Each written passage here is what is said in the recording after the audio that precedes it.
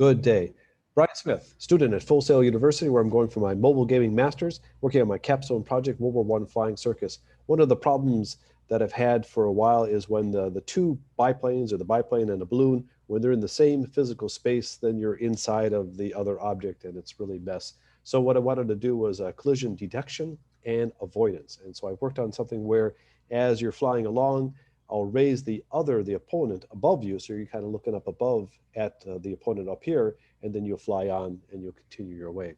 So a little bit different than the original picture book game did it, but I think quite effective. So let me take you through that. I'm going to share my screen, running in an emulator.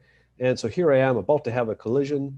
Baron von Red's going to plot forward. Lord Olive is also going to plot forward. And there goes Lord Olive right above you. So you know the direction that Lord Olive is going relative to your biplane, and you know you're not colliding. And so we'll continue on with that. Pass it over to Baron von Red. He hasn't seen that yet. And you see where from Baron von Red's point of view, the opponent is always above, which really doesn't make a difference who is above who in this game, because it's really a two-dimensional game played on a flat plane, as it were, not the biplane, but a flat plane.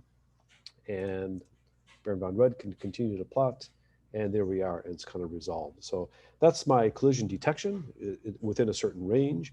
And then the avoidance is I raise using a sine wave. You kind of raise the one biplane above and then below as it cruises past. Okay, well, thank you very much. If you have any thoughts and ideas about how to improve that, let me know. I'm going to stop sharing, and thank you.